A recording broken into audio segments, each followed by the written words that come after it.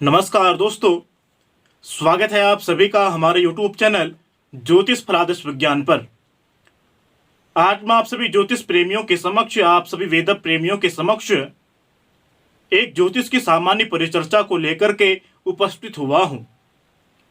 इस संसार में कौन ऐसा व्यक्ति नहीं है जो अपने जीवन काल में सर्वश्रेष्ठ राजयोगों का लाभ प्राप्त करना चाहता है, और इस संसार में कौन ऐसा व्यक्ति नहीं है जो अपने जीवन काल में सर्वश्रेष्ठ आय का संचय करना चाहता है, जो अपने जीवन काल में सर्वश्रेष्ठ धन का संग्रह करना चाहता है।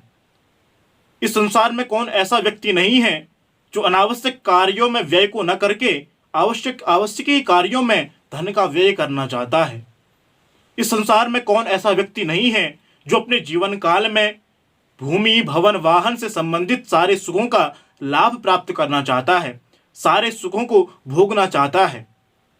क्या आपकी जन्म कुंडली में ऐसे राजयोग बने हुए हैं जिनके माध्यम से जातक अपने जीवन काल में भूमि, भवन, वाहन से संबंधित सारे सुखों को भोगता है? आज इस विषय को बड़े आसानी से, बड़े सामान्य तरीके से मैं आप सभी ज्योतिष प्रेमियों को, आप सभी वेद प्रेमियों को समझाने का प्रयास करने वाला हूं। यदि आप हमारे चैनल पर नए हैं तो हमारे यूट्यूब चैनल ज्योतिष फलादेश विज्ञान को सब्सक्राइब करना मत भूलिएगा। ये तो आप सभी जानते हैं, आप ही केवल अपने सुखों के और अपने दुखों के दोनों के मूल हैं। आपके माध्यम से ही आप अपने जीवन काल में सुखों को भोगते हैं और आप अपने माध्यम से ही इस जीवन काल में दुखों को भोगते हैं। यदि आप ज्योतिष पर विश्वास करते हैं तो निश्चित रूप से आप पूर्व जन्म इस पर भी विश्वास करते होंगे। हमारे ज्योतिष के बड़े बड़े शास्त्रकार कहते हैं, यदि हमारे पूर्व जन्म में हमारे कर्म सर्वश्रेष्ठ रहते हैं तो निश्चित रूप से इस जीवन काल में हमें सर्वश्रेष्ठ राजयोग प्राप्त होते हैं, हमें सर्वत्र सुखों की अनुभूति होती है। यदि हम किसी गहन जंगल में जाकर के भी निवास करें तो वहां जाने के पश्चात भी हमें सुखों की प्राप्ति बड़ी आसानी से हो जाती है। इसके पीछे कारण क्या है? इसके पीछे कारण है आपके पूर्व जन्म के कर्म। आप सभी जानते हैं, आप ही केवल अपने सुखों के मूल हैं और आप ही केवल अपने दुखों के हेतु हैं, अपने दुखों के मूल हैं। हमारे ज्योतिष के शास्त्रकार कहते हैं, सुखम न दुखम न कोपि दाता। आप इस जीवन काल में जितने भी सुखों को भोग रहे हैं या भोगने वाले हैं, या आप अपने जीवन काल में जितने भी दुखों को भोग रहे हैं या जितने भी दुखों को आप भोगने वाले हैं, सुख और दुख इन दोनों के मूल आप ही हैं। आपके अतिरिक्त आपको कोई सुख नहीं दे सकता है, आपके ही अतिरिक्त आपको कोई दुख नहीं दे सकता है। सुख और दुख इन दोनों के मूल केवल आप ही हैं। परो ददाति इति कुबुद्धि रेसा, जो मूढ़ बुद्धि है, जो कुबुद्धि है, जो कापुरुष है, प्रायः वही कहा करते हैं कि इसके माध्यम से हमें सुख प्राप्त हो रहा है, इसके माध्यम से हमें दुख प्राप्त हो रहा है। अभी तो ऐसा नहीं है। किसी के माध्यम से हमें कोई भी सुख प्राप्त नहीं होता है और किसी के माध्यम से हमें किसी भी प्रकार का कोई दुख प्राप्त नहीं होता है। सुख और दुख इन दोनों के हेतु, इन दोनों के मूल केवल आप ही हैं। अहम करोमीति वृथाभिमानः। आप ही इस जीवन काल में सब कुछ कर रहे हैं। आपके माध्यम से इस जीवन काल में जितने भी लोग आपसे जुड़े हुए हैं वो सुखी अनुभूत कर रहे हैं।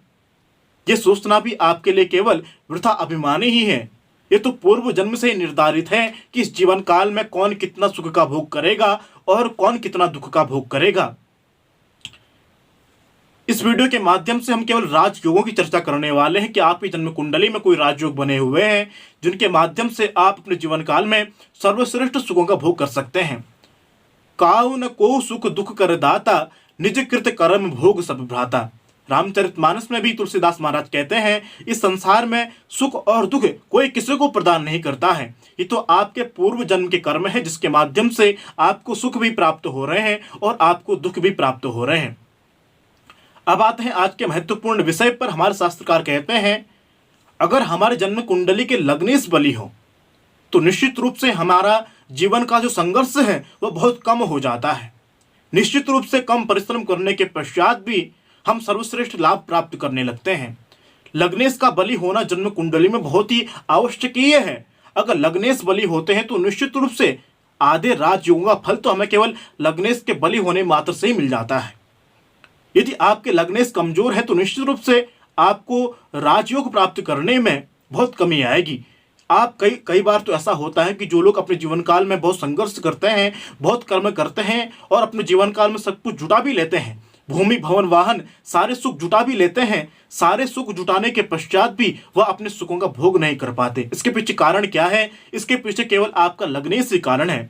लग्नेश आपका व्यक्तित्व है, लग्न आप स्वयं है। अगर आपका लग्न कमजोर होता है, आपका लग्नेश कमजोर होता है, तो निश्चित रूप से आप चाहे कितने ही राजयोग प्राप्त कर लें, आपके राजयोगों में आपके सुखों में परवश कमी आ जाती है। राजयोग क्या है? कम परिश्रम करने के पश्चात भी अत्यधिक फल की प्राप्ति ही राजयोग का प्रमुख कारण है।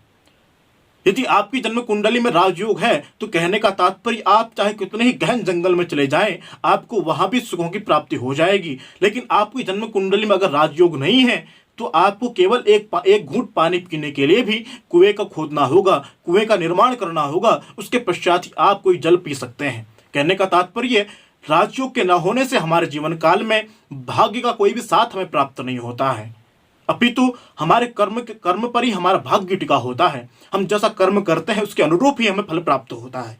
बहुत बार तो ऐसी स्थिति हो जाती है, अगर हमारे जन्म कुंडली में किसी भी प्रकार का राजयोग नहीं है तो हम अत्यधिक परिश्रम करने के पश्चात भी, अत्यधिक कर्म करने के पश्चात भी कोई लाभ प्राप्त नहीं हो पाता है। जितने फल की आकांक्षा हम करते हैं उतना फल हमें प्राप्त नहीं हो पाता है। इसके पीछे केवल एक ही कारण है, हमारे जन्म कुंडली में लग्नेश का कमजोर होना।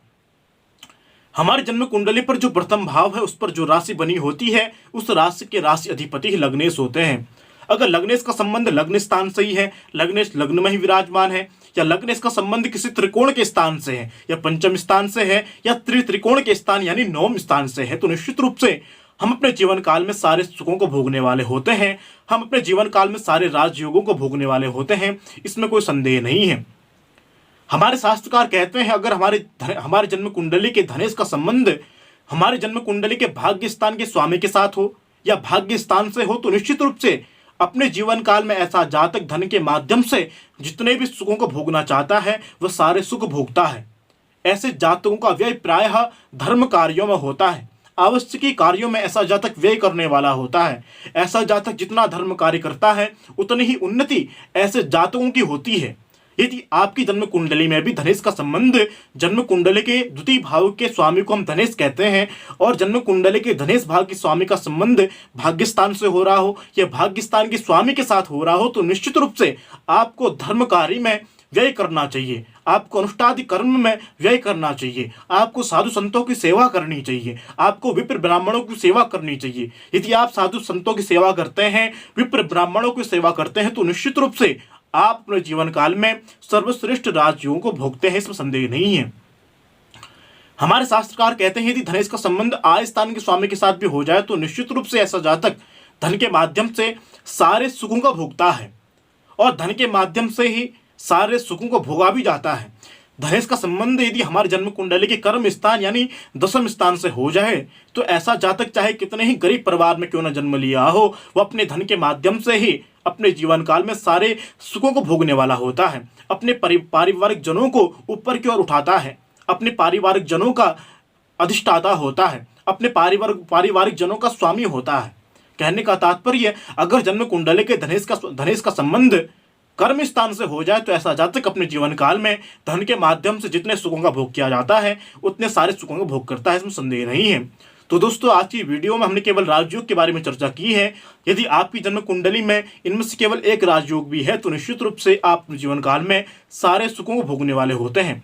आज के लिए बस इतना ही, पुनः उपस्थित होंगे नए वीडियो के साथ, तब तक के लिए धन्यवाद।